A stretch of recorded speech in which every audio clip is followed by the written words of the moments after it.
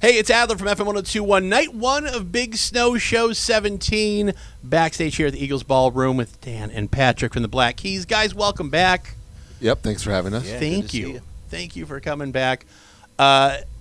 New album and then a new album on the way. You aren't letting up. Like, that's a lot of work. We've been busy. Very busy. Yeah. I guess let's talk about this first, which I fucking love. I absolutely love it. And it seems like it was Delta Cream, then this, and now a new album coming out. What? We'll announce it soon, but it'll be out early next year. Early next year, months from now. Months from now. That's, no real overlap, no pause, just hammer, record. We started the record that's coming out. We started it before the last record. Oh, really? Was okay. Released, yeah. The guests are crazy from what I heard. Beck, Noel Gallagher, Alice Cooper are the ones I've heard.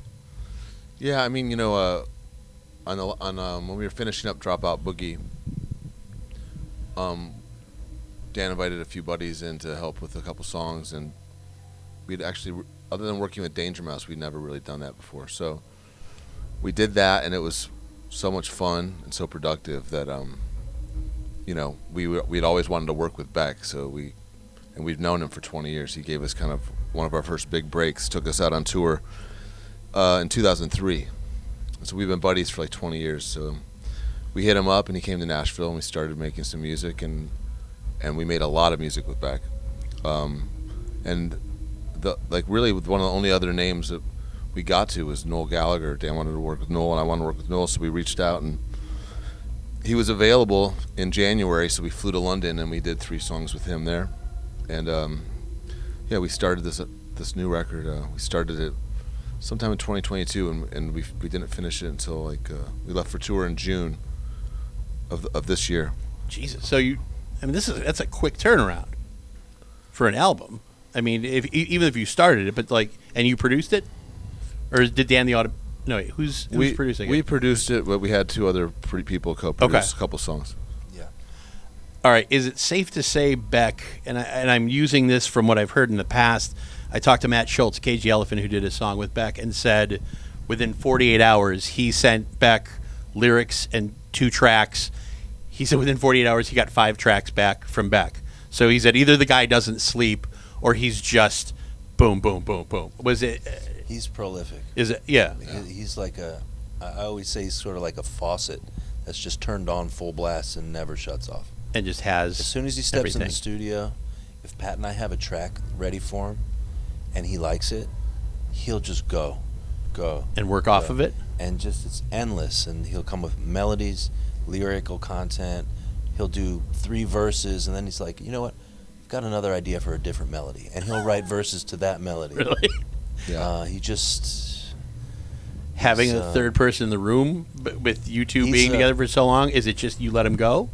Or oh yeah, we let him do his thing and listen to what he has. Yeah, and listen to his suggestions. He's got, great ears, great taste. I mean, he's like, yeah. As far as Alice Cooper goes, is it true, Patrick, that you're golfing or have golfed with him? Yeah, my neighbor was his agent for years and years, and I golf with my neighbor John, and so every time Alice is in Nashville, he just golfs with you. Yeah, we go golfing. Yeah. Is that not an odd statement to say, or is it perfectly normal to you?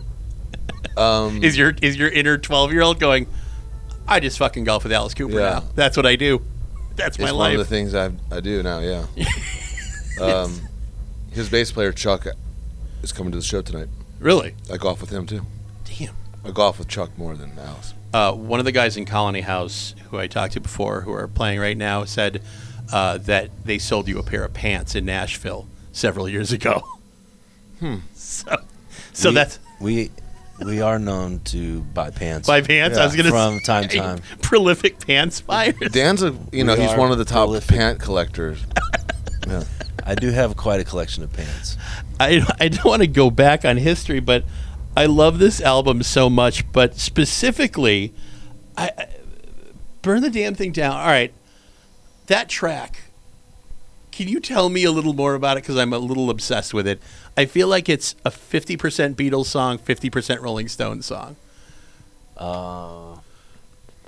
We made that one up on the spot. Really? There's a bunch of songs on that record that are us just jamming. Yeah. And that's one of them for sure. Because it has that bouncy, like McCartney vocals, but then it has the kind of Rolling Stones threateningness of, I'm going to fuck up your place, I'm going to burn things down, I'm the Midnight Rambler, I'm going to take your daughter, I'm the devil. It's that kind of thing, but it then has the bounce of the Beatles, and I'm like, it feels like the Beatles and the Rolling Stones walked in and they go, you do 50%, we do 50%, but don't step on our fucking toes. And yet you two just did the thing by yourself. And I've listened to it dozens of times and can't get over it. That's amazing. I don't know. It's the other great part about the album. If people have not bought it yet, buy the vinyl, because in it you receive your very own pink slip, which I love. That this is a little. I guess where did it come from? First of all, We used to get.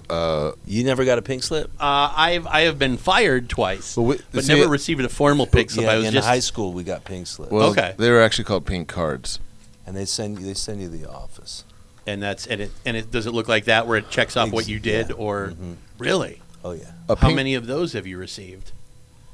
A pink card was a Saturday suspension. Oh shit! Really? You had to come to school on Saturday, but you can negotiate that into in-school suspension, which is what we all did. You're Which borderline lawyers then. You're Yeah, you could go to school on Saturday, or you could go to detention during school. In-school suspension is pretty soul-sucking. Yeah.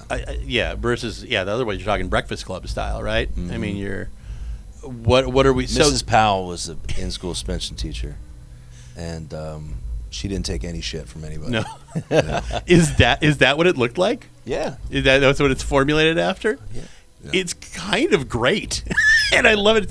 I dropped off tickets to my friend, and I was about to leave, and he goes, "Hold on, you're going to talk to him?" I go, "Yeah." He goes, "Can you just have him explain this?" And I go, "What is it?" He goes, and he pops it out of the album, and I go, "Yeah." I'm like, "All right, so this is which high school?"